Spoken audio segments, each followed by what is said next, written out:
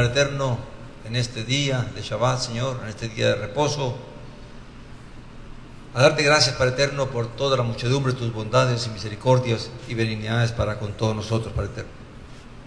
Padre, gracias por la semana de labores que concluyó, Padre amado, por tu provisión, por tu cuidado, por tu ayuda. Gracias también porque nos ayudaste y nos fortaleciste en la fe, Señor, para perseverar hasta este día, Padre eterno. Gracias sobre todas las cosas te damos por tu Hijo amado, por nuestro Señor Jesús Nazaret, aquel por cuya gracia, por cuya justicia, por cuya obediencia, por cuyo sacrificio nos concediste, Padre eterno, tu salvación y tu redención, el perdón de nuestros pecados y la reconciliación para contigo. Padre, gracias por el don de tu Santo Espíritu, en quien tú nos guías, nos fortaleces, nos iluminas, nos enseñas, nos consuelas, nos guardas. Padre amado, te doy gracias y te damos gracias por la vida de cada uno de nuestros hermanos y hermanas aquí presentes, por los jóvenes, Padre eterno, que están aquí. Que tu amor, tu misericordia, Señor, sea con todos nosotros, Padre eterno. Padre amado, te pedimos por aquellos que aún no te conocen, primeramente por la casa de Judá, por el pueblo judío que aún, Señor, no recibe a tu Hijo amado, Señor, como su Señor, como su Salvador y Redentor, y también por todos aquellos, Señor, que endurecidos su corazón, Señor, por este mundo, por las vanidades y vanaglorias de este mundo y por los deleites y placeres de la carne, aún, Señor, siguen, Señor, bajo las tinieblas, Señor. Te pedimos por ellos, Señor, porque fuera de ti, Padre eterno, no hay quien salve, no hay quien ayude, Padre amado. Solo tú puedes abrir los ojos, los oídos, el corazón y el entendimiento de nuestras vidas, de esta generación, Padre eterno. Te lo pedimos de todo corazón, que seas tú concediendo que tu palabra, Señor, que es vida y es espíritu y que es vida eterna, Señor, sea llegando a los oídos y al corazón de esta generación y de esta humanidad.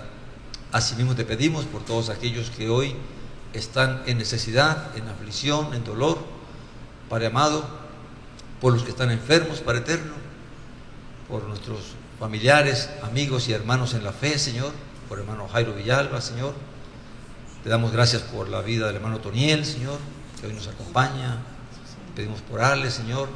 Te pedimos por la hermana de nuestro hermano Oswaldo, Padre eterno, que seas tú fortaleciéndola, sanándola. Te pedimos, Padre eterno, que seas tú consolando y fortaleciendo la vida, la familia, Señor, de Julieta, Padre eterno, por la pérdida de su hermano.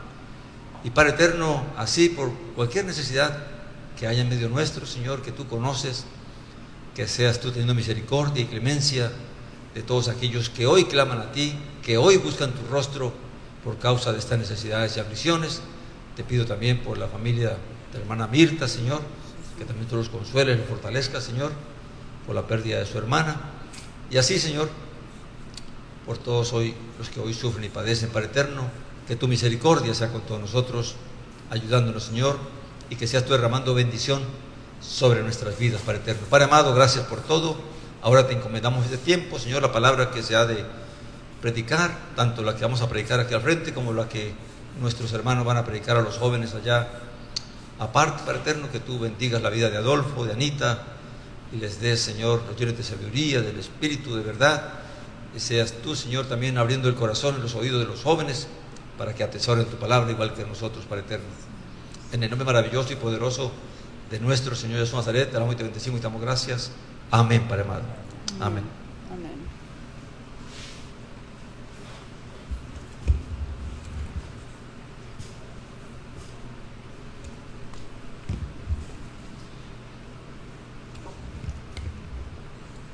Amén. Hoy comenzamos nuevamente con la instrucción de los jóvenes, así que los varones van con el hermano Adolfo y las jovencitas con la hermana Anita. Amén.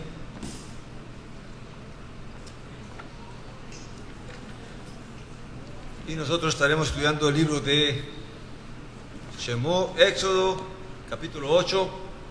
Amén. 7, perdón. Gracias. Veo que están atentos.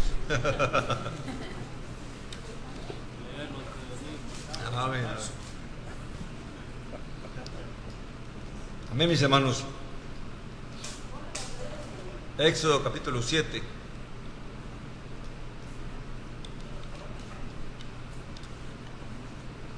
Vamos a ver qué cosas el Eterno nos revela, nos enseña y nos permite poder comprender en cuanto a este suceso que está ocurriendo con Faraón allá en Egipto. Amén. Porque recuerde que todo lo que el Eterno ha hecho de revelar su palabra y todas las cosas que sucedieron tienen como propósito instruir nuestras vidas, ayudarnos a entender y a comprender primeramente su voluntad, su poder, sus planes, su obra. Amén. Amén. Entonces dice así, el Éxodo 7, dice: entonces dijo Yahvé a Moisés: he aquí te he puesto como Elohim ante Faraón, y tu hermano Aarón será tu nabí, tu profeta. Amén. Claramente es bueno entender que por primera vez en la Escritura aparece este hecho de que un hombre sea constituido Elohim. Recuerde que la palabra Elohim en su Biblia dirá Dios, y la escriben con D minúscula, ¿verdad? A través de la ortografía, pues determinar que no es el Dios verdadero. Pero claramente vemos que esto para los hombres pues es algo que pues, nos revela que realmente la palabra Elohim, la palabra Dios, tiene un significado, amén, que se aplica también a los hombres. No solamente se aplica al Elohim verdadero, al Elohim de Israel, el creador de los cielos y la tierra y el mar, sino también se aplica, esta misma palabra se aplica aún a los Elohim falsos, a los dioses falsos, a los dioses extraños de las naciones, ¿verdad? Todos esos dioses que han existido o que existieron en la antigüedad y los que hoy también existen todavía, amén. Entonces, ¿en qué consiste la palabra Elohim? Nosotros ya lo hemos estudiado, pero es bueno repasar que la palabra Elohim, en este caso, ¿por qué Elohim, el Padre le dice a Moisés: yo te he constituido Elohim? ¿Para quién? No para todo el mundo, sino para Faraón. Lo cual lo que está queriendo decir es que Elohim, el Padre, ha establecido a Moisés como juez y autoridad para juzgar al Faraón y a Egipto. ¿Amén? Porque ese es en realidad el énfasis de la palabra Elohim. No tiene nada que ver con un énfasis divino, de que es un ser divino, sino que es un ser que recibe autoridad y poder. Y eso lo vamos a ver más adelante cuando estudiemos el resto de la Escritura, cómo los jueces de Israel, aquellos que recibieron autoridad para juzgar a Israel, también se les llama Elohim. Los mismos Malachim, los mismos ángeles celestiales que son enviados a hacer juicios a la tierra, también se les conoce en la Escritura como Elohim. Entonces Elohim no tiene nada que ver con ser un ser divino, que es el énfasis que se da a la palabra Dios o deidad, que viene del concepto griego. Amén. Elohim tiene que ver más es con la posición, el oficio que Elohim da a un ser. Y claramente también podemos verlo a través de la vida de Jesús el Mesías. El Señor lo puso también como Elohim, como Adón. Amén. Él también ha recibido una autoridad y un poder para gobernar y para juzgar. Amén. Claramente cuando estuvo en la tierra, pues no se presentó como Elohim, sino que se presentó. ¿Por qué sabemos que no se presentó como Elohim? Porque Él dijo que Él no vino para juzgar. Amén. Cuando Él vino en la carne, Él no vino para juzgar. Él fue para salvar, pero sí vino como nabí, como profeta, que es aquí el otro término que vemos aquí, que es un profeta. ¿Por qué Aarón viene a ser profeta de Moisés? ¿Ven? Porque Aarón lo que viene es a hablar en representación de Moisés.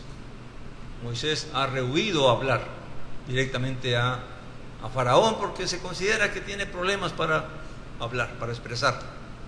Así que entonces el Eterno levanta a su hermano Aarón y lo presenta como el Nabí, como aquel que va a hablar en representación de Moisés delante de Faraón, que es lo que hace un profeta. Un profeta lo que hace es hablar en representación de el Padre. El Padre le revela la palabra, le revela el mensaje, y él habla lo que el Padre le ha dado, que fue lo mismo que dijo Jesús el Mesías, ¿verdad? Siendo profeta y en el oficio de profeta, el maestro que dijo: las palabras que yo os hablo no son mías, las obras que yo hago no son mías, son las palabras y las obras que el Padre me dio para hablar y para hacer. Fíjese bien. Y ahí vamos entendiendo de que Jesús el Mesías claramente también recibió del Padre la autoridad y el poder y el llamado también de profeta, ¿amén?, para hablar de parte de Elohim. Por eso él les decía: yo que he venido de parte del Padre, no me creen, no me escuchan, pero si viniese otro en su propio nombre, a ese que sí le escucharía. Amén.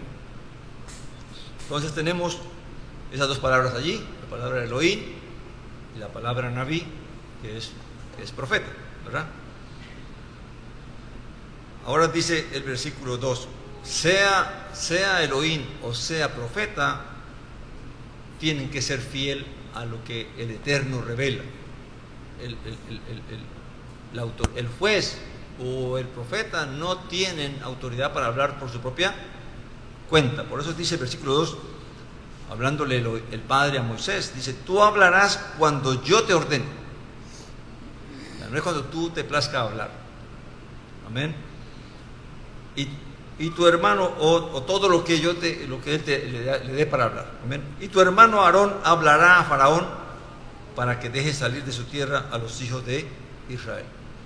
Quiere decir que el que iba a recibir la revelación era ¿quién? Moisés. Y Moisés la iba a transmitir a su hermano. Igual sucedió con Jesús el Mesías. Todo lo que recibimos, lo recibimos por medio de Jesús el Mesías. El que recibió la palabra, el que recibió el poder, el que recibió la autoridad, fue Jesús el Mesías nuestro Señor. Y Él la transmitió ¿a quién? Envió ¿a quién? A sus discípulos y a todos los que ha llamado a través de los tiempos para que sirvan al Evangelio. Todos venimos somos llamados por causa de el Mesías, del Hijo. Amén. Aún cuando Él escogió a sus discípulos, encontramos en el Evangelio que Él dice que a los que Él escogió fue porque el Padre se los dio. Dice: porque tuyos eran y tú me los diste. Fíjense bien que todo es de ¿quién? Todo es del Padre. Como dice, por eso dice Saulo de Tarso, dice en Corintios 8:5, dice: porque aunque hay muchos Elohim, muchos dioses, para nosotros solo existe un Elohim, un Dios, que es el Padre. Y aunque existen muchos señores, ¿amén?, para nosotros existe un solo Adón, un solo Señor, que es la palabra que se traduce allí Señor, que es Adón, que es Jesús el Mesías. Y hace una diferencia. Cuando habla del Padre, del único Elohim, dice: de quien proceden todas las cosas, porque en todas las cosas existe. Cuando habla del Adón, de Jesús el Mesías, de la autoridad y el poder que recibió, dice: por medio de quién recibimos todas las cosas. Entonces hay una fuente y hay un medio. Amén.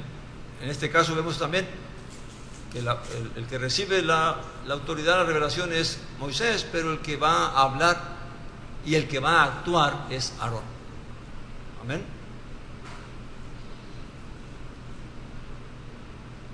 Versículo 3 dice: sin embargo, yo endureceré. Bueno, en el versículo 2 está implicando de que Faraón va a tener que dejar ir a Israel. Ya eso está establecido. O sea, no hay forma de que eso no suceda. Amén.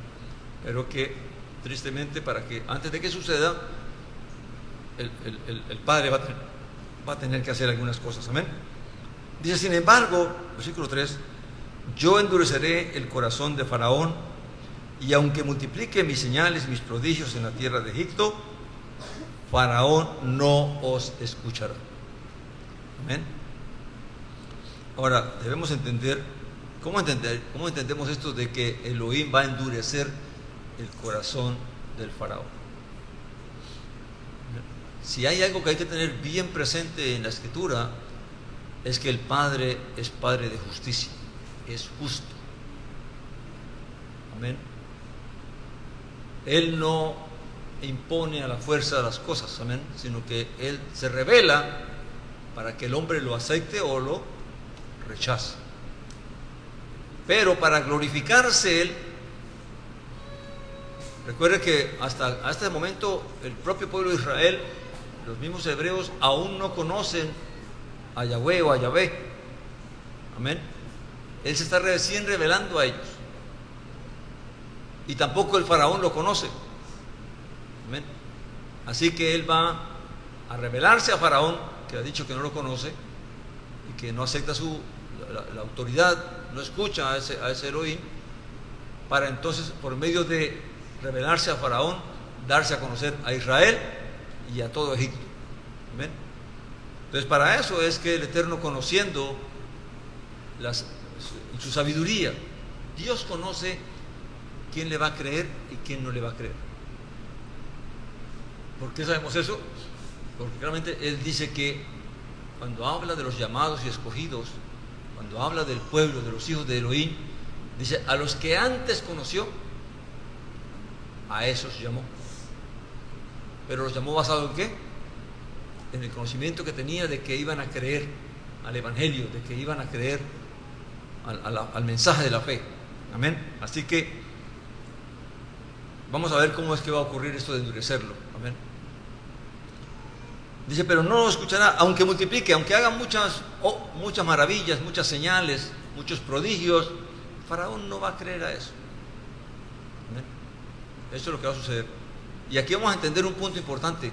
¿Por qué el mundo no cree en Elohim, no cree en el Padre, no cree en el Padre y en el Hijo? ¿Por qué no cree en el Evangelio? ¿Qué es lo que ocurre en el mundo para que la gente no crea? Que aun cuando Elohim manifiesta su poder, el mundo, en vez de creer, lo que hacen es que rechazan más al Padre y al mensaje. Amén. Dice: yo pondré mi mano en Egipto y con grandes juicios sacaré de la tierra de Egipto a mis escuadrones, mi pueblo, los hijos de Israel. Amén. Cuando dice yo pondré mi mano, es que claramente Él va a hacer que su poder se manifieste sobre Egipto. Va a traer juicio sobre Egipto. Recuerden, no es Moisés el que va a traer juicio, sino el Padre, pero realmente se lo va a revelar a Moisés. Y sabrán los egipcios que yo soy Yahvé, el que es, el que será, cuando extienda mi mano contra Egipto y saque a los hijos de Israel de en medio de ellos. O sea que a los egipcios les va a quedar claro de que todo lo que va a ocurrir y está ocurriendo es por causa de el Elohim de los hebreos, el Dios de los hebreos. Amén.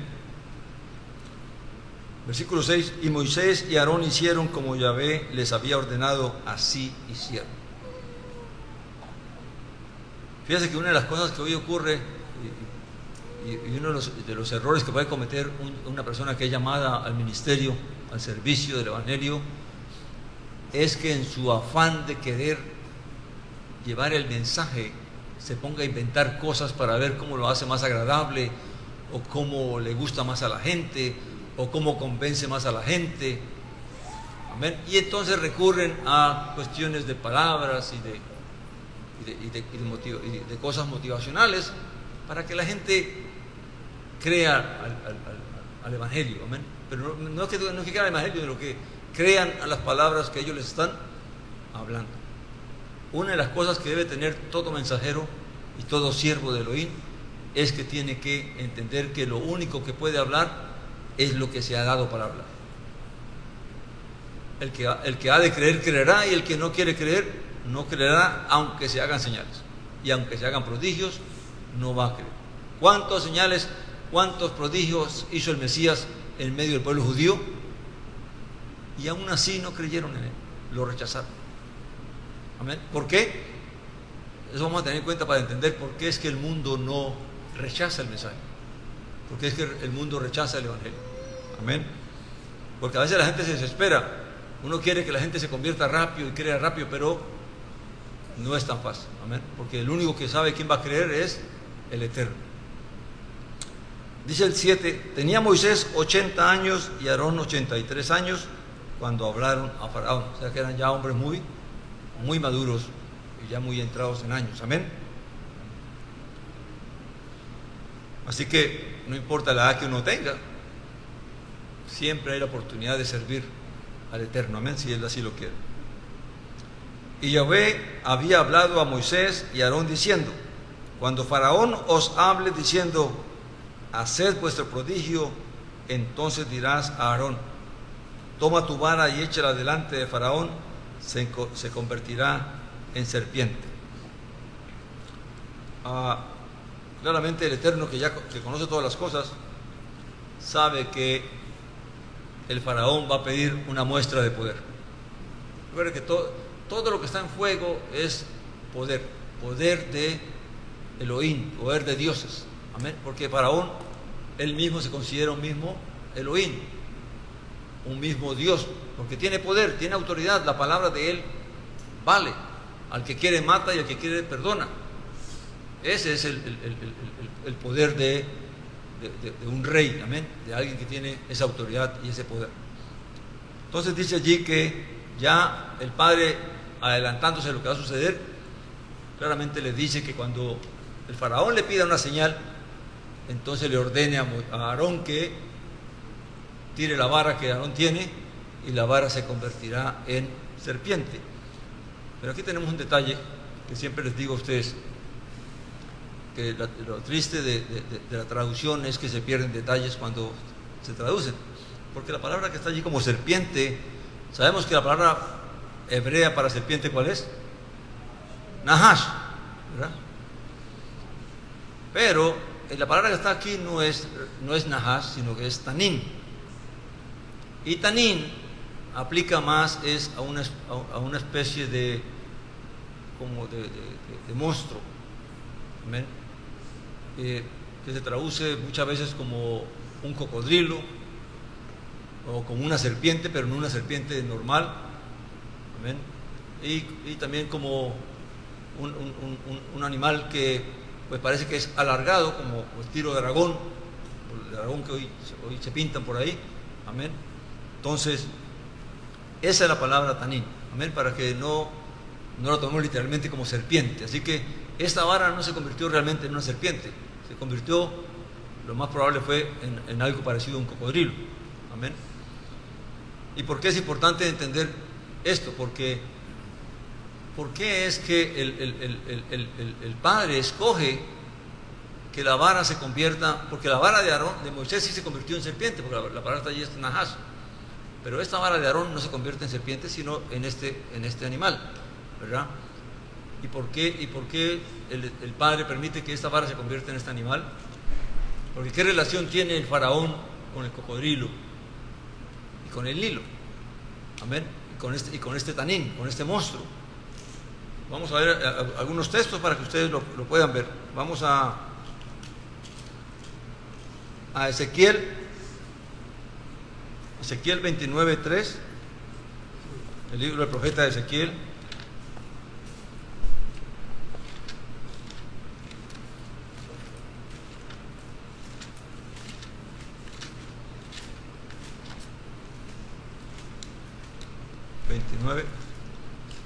Amén. Todas esas partes donde vamos a leer está la palabra tanín. Amén. Dice 29:3, dice, y aquí se levanta una profecía contra Egipto. Dice el 3, habla y di.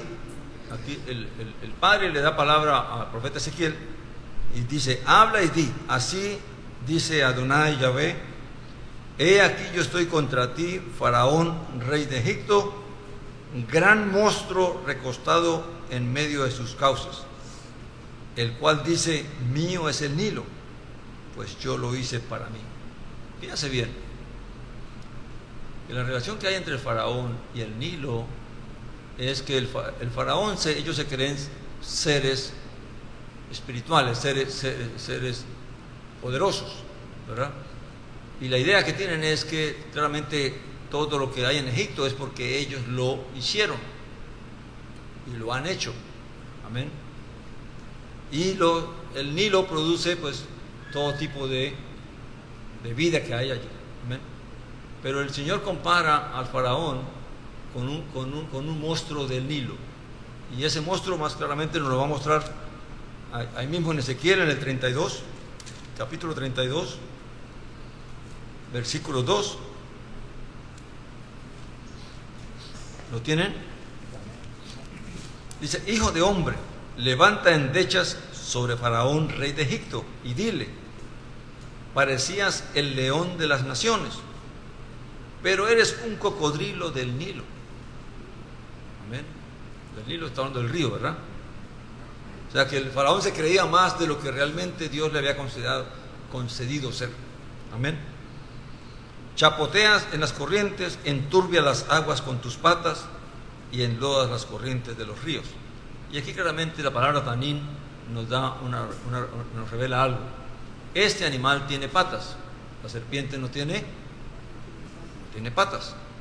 Amén. Así que claramente esta palabra tanín está hablando no de una serpiente normal, sino está hablando de un animal que claramente a quien Elohim compara, no solamente al faraón, sino vamos a ver que ese mismo animal es con el que en la escritura compara al mismo Satanás. Amén. Satanás viene y la bestia viene a representarse por un tanín. Amén. No por un najás, como dice en el Salmo 74:13. Si me acompañan allí, Salmo 74, versículo 13.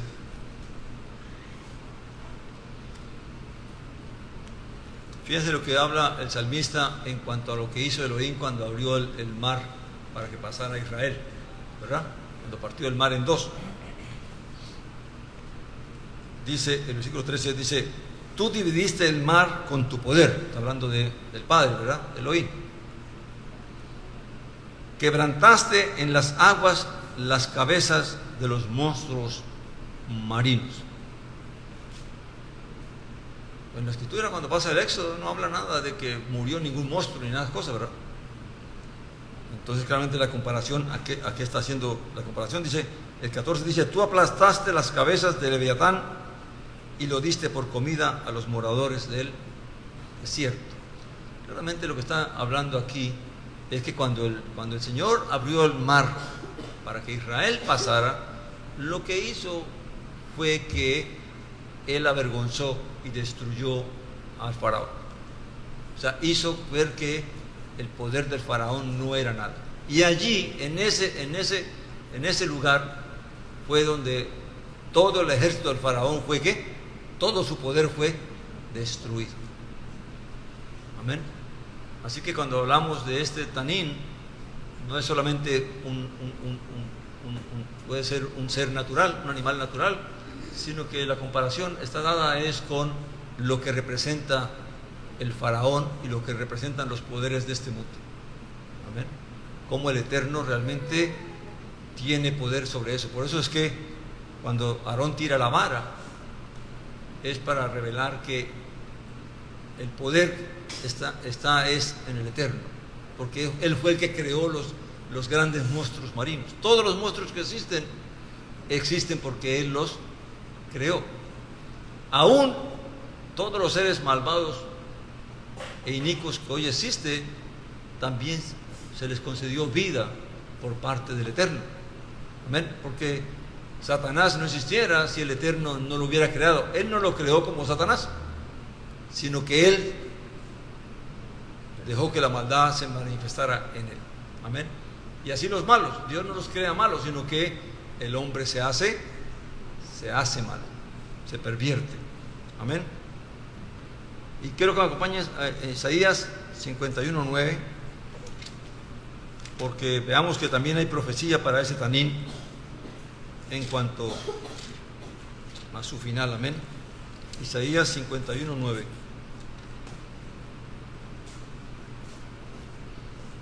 tienen? Dice, despierta, despierta, vístete de fuerza, oh brazo de Yahweh. Despiértate como en los días de antaño, como en las generaciones antiguas. ¿No eres tú el mismo que tajaste a Rahab y el que traspasó al monstruo marino? El profeta aquí lo que está hablando es de que el pueblo ha de clamar para que el poder de Elohim se manifieste y entonces el enemigo sea vencido. Que así como él manifestó su poder antiguamente, amén, lo vuelva a manifestar para vencer al enemigo. Amén. Y en el 27.1, y allí vamos a terminar con este tema ya para seguir con la lectura.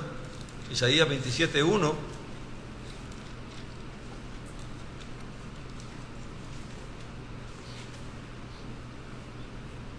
Dice, aquel día Yahvé visitará con su espada grande, templada y poderosa al Leviatán, serpiente huidiza, al Leviatán, serpiente tortuosa, y matará al dragón del mar.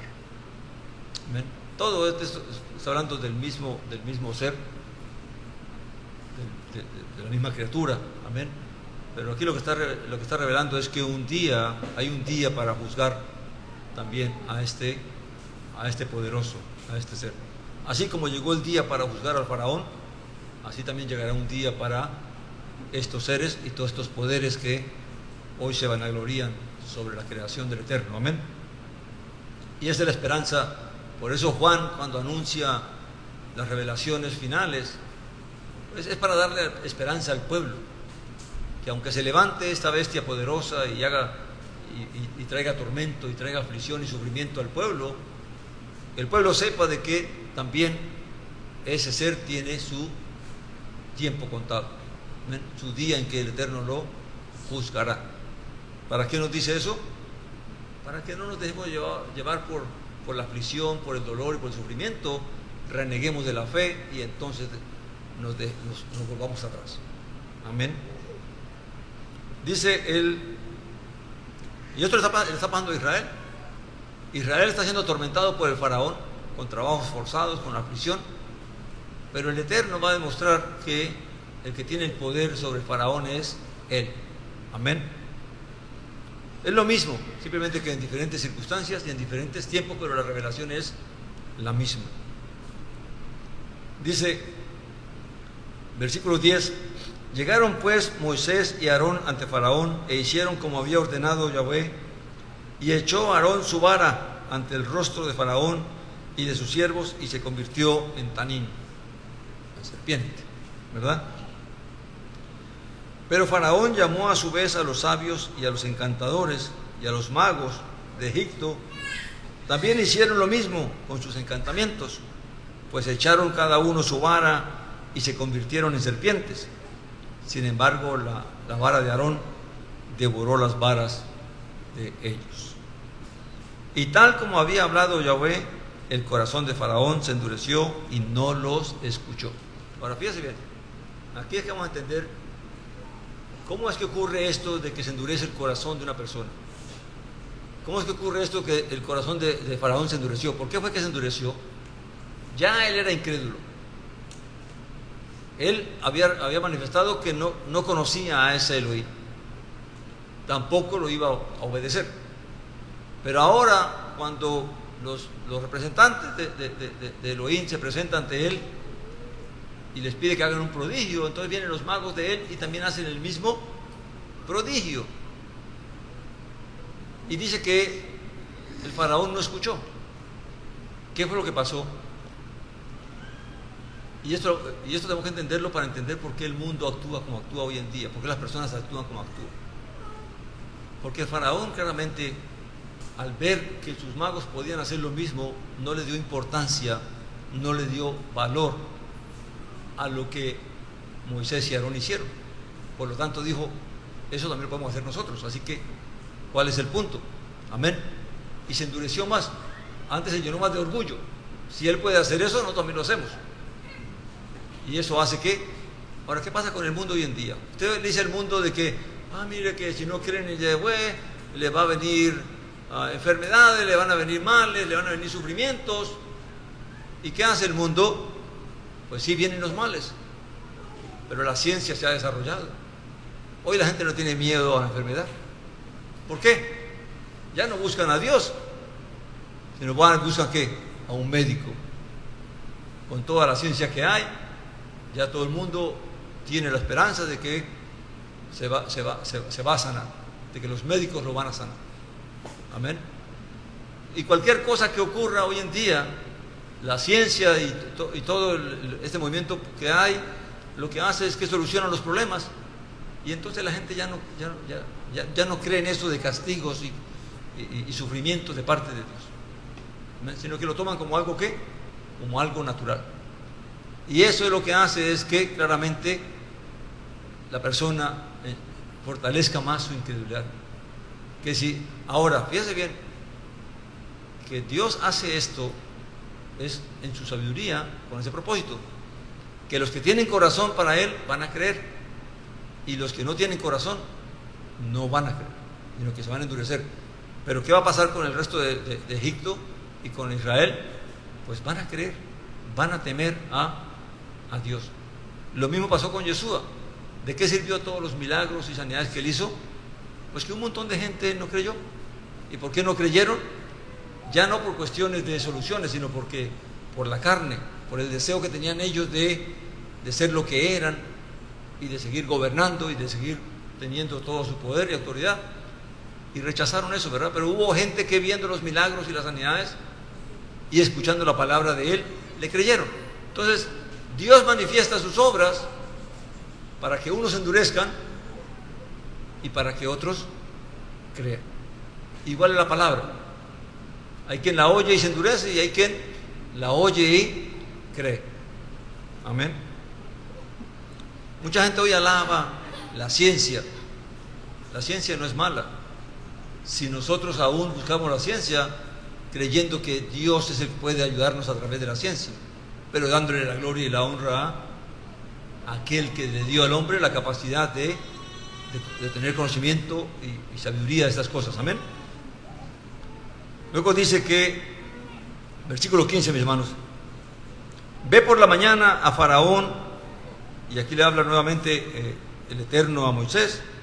Ve por la mañana a Faraón cuando salga hacia las aguas, y hazte encontradizo con él a la orilla del Nilo, llevando en tu mano la vara que se convirtió en serpiente.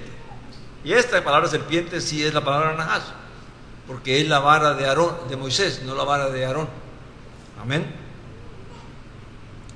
Y dile, le dijo Elohim a Moisés: Yahvé, el Elohim de los hebreos, me ha enviado a ti para decir: deja partir a mi pueblo para que me sirvan en el desierto. He aquí no has obedecido hasta ahora. Ahora dice Yahvé: en esto conocerás que yo soy Yahvé. He aquí golpearé con la vara que tengo en la mano sobre las aguas que están en el Nilo, y se convertirán en sangre. Y los peces que están en el río morirán, y el río hederá, o sea, olerá feo, ¿verdad? Y los egipcios tendrán repugnancia de beber las aguas del Nilo.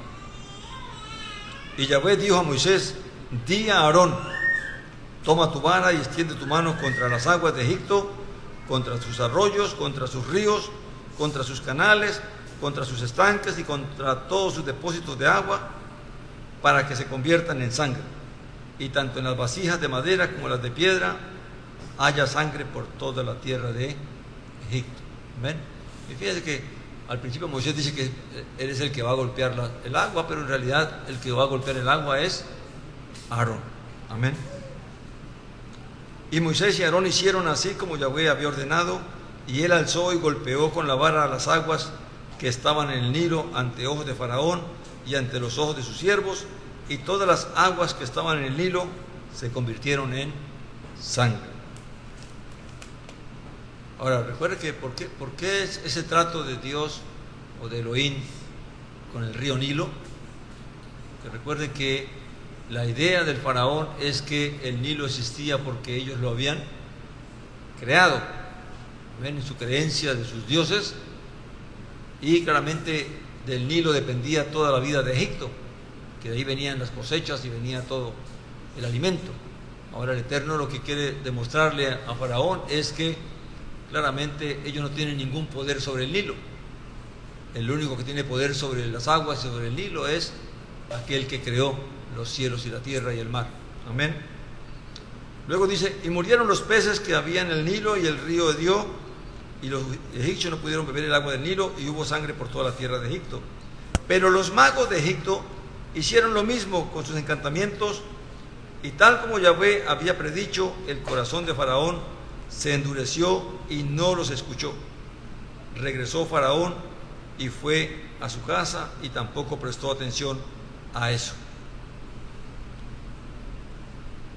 Vemos que cada obra, los primeros prodigios que Elohim va a hacer, van a ser imitados por los magos.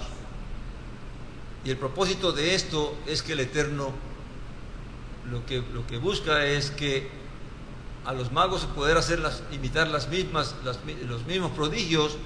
Entonces claramente el faraón se enorgullezca más y se envanezca más en su corazón y no quiera creer. No crea que Elohim es poderoso como para obligarlo a que él tenga que enviar a Israel al desierto. Ese es el propósito, de que él se llene de tal orgullo, de que no crea que el Eterno va a poder presionarlo, obligarlo a que él libere.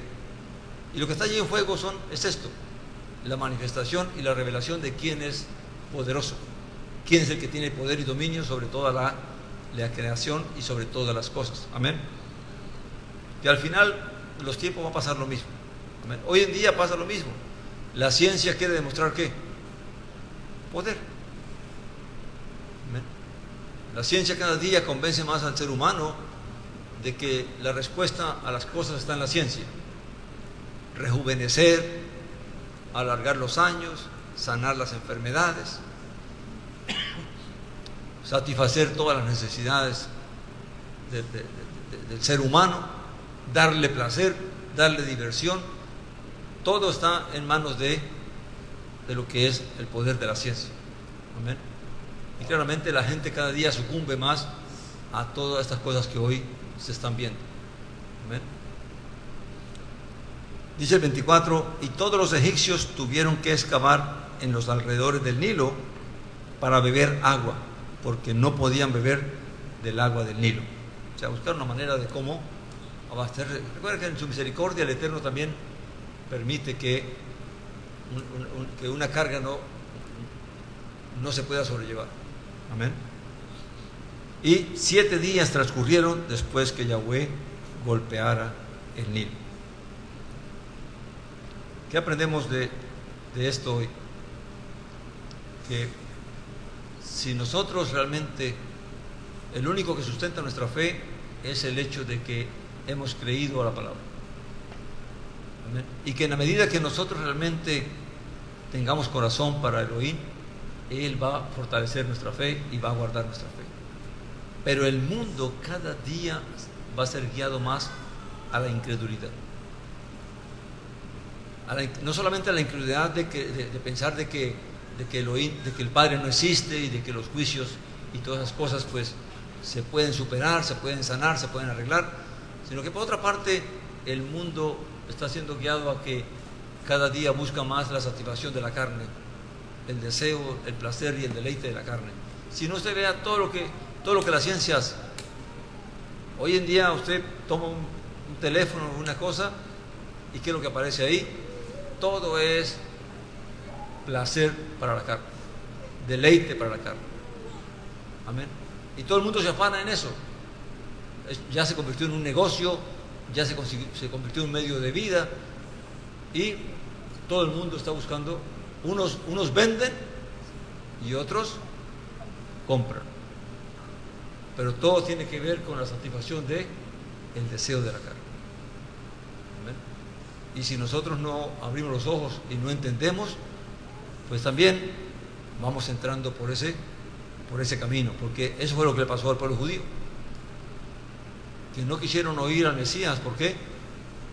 Porque lo que les importaba era el ego de ellos y la satisfacción de la carne de ellos. de gozar de la autoridad y el poder que tenían para gobernar al pueblo, para demostrar que eran ellos los que eran importantes, porque lo que les importaba, ¿qué era? El poder, la vanagloria y la vida. Y hoy en día, ¿qué le importa a la gente? El placer, el poder disfrutar, aunque tenga que trabajar como esclavo, pero mientras pueda satisfacer los deseos de su carne, está contento. ¿Amén? Porque todo se limita al final a eso en esta vida. Amén. Pero para el que tiene, como dice la Escritura, para el que tiene oídos, que oiga. Amén. Y sí, es verdad que aún nosotros mismos, que somos creyentes, recurrimos a los médicos, o no lo hacemos. Recurrimos a las medicinas, porque el problema no está en la ciencia ni en la medicina, porque Dios fue el que dio el conocimiento, Dios fue el que dio la sabiduría, Dios fue el que dio la inteligencia. Pero aún uno como creyente va a un médico orando al Eterno que ese médico pueda encontrar realmente el mal que uno tiene y que no se vaya a convertir uno en un conejillo de indias o en un negocio para ellos, como tristemente ocurre. Amén. Que si uno va a una máquina de esas para que lo examinen, va orando al Eterno que permita que por medio de esa máquina se pueda encontrar realmente el mal que tienes o el daño que tienes. Entonces, hay una diferencia entre satanizar la ciencia y otra cosa, entender que la ciencia es buena, como dice la Escritura, si uno realmente la toma de la forma más apropiada, siempre reconociendo que no importa si hay ciencia, no importa si hay máquinas, no importa si hay medicina, si el Padre no quiere que alguien se sane, no se sanará. No importa todo el dinero que tenga, no importa que vaya a los mejores médicos, que vaya a los mejores hospitales, si es de Dios que debe morir, va a morir. Amén. Y asimismo, uno puede tener la peor enfermedad, pero si es del Eterno concederle a uno la vida, entonces le permitirá también sanarse y restaurarse, porque es Él el que lo hace. Entonces tampoco veamos como que la ciencia es mala. El dinero mismo ni es malo ni es bueno, depende del uso que nosotros le damos. Todo depende del uso que nosotros hagamos de las cosas. Amén. Así que para que no entremos tampoco ahora a satanizar todo, porque hay quienes satanizan todo. Hay quien sataniza el teléfono. Un teléfono es bueno o es malo, depende de cómo lo usas. Si te metes ahí en cosas que no tienes que meterte, pues claramente te va a perjudicar. Pero si lo usas para lo cual realmente te puede servir, pues entonces, miren, nosotros, gracias a la tecnología y a esto, hoy podemos llevar este mensaje a lugares donde no podemos estar. Pero si tomo ese aparato para ponerme a hacer lo que no debo y a mirar lo que no debo, pues claramente entonces se va a convertir en algo malo para mi alma. Amén. Así que si vamos a discernir las cosas, no a juzgar, sino a discernir, hay que discernir que las cosas pueden ser buenas o pueden ser malas, y que todo depende de a quién le damos gloria y en quién confiamos y en quién esperamos. Amén. Porque hay personas que, porque tienen dinero y pueden pagar un buen seguro, un buen médico, entonces no les importa Dios, porque el Dios de ellos es su poder, es su dinero, es lo que pueden hacer con su dinero. Amén. Y eso es lo que hace que unos se endurezcan y otros realmente abran el corazón. Pero también hay pobres que también endurecen el corazón, porque se llenan de amargura, se llenan de resentimiento, se llenan de odio, de envidia. Amén. Y también endurecen el corazón y se dedican más bien a vengarse y a hacer maldad. Amén. Póngase de pie, mis hermanos, vamos a orar.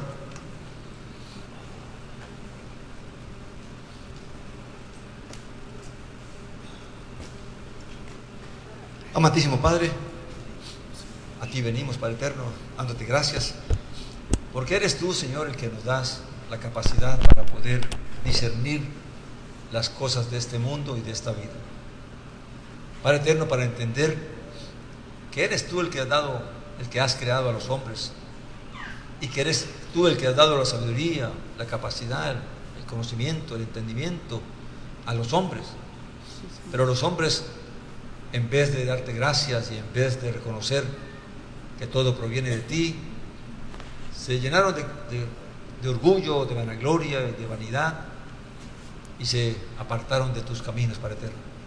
Ayúdanos, Padre amado, a todo tu pueblo, a ser sabios, a ser entendidos, a saber aprovechar las cosas que tú nos has concedido, pero reconociendo que es de ti que proviene todo, y que para eso también nos enviaste a tu Hijo amado, para que por medio de Él concedernos todas estas cosas, Padre eterno. Sí. Padre amado, en ti confiamos, en ti ponemos nuestra vida.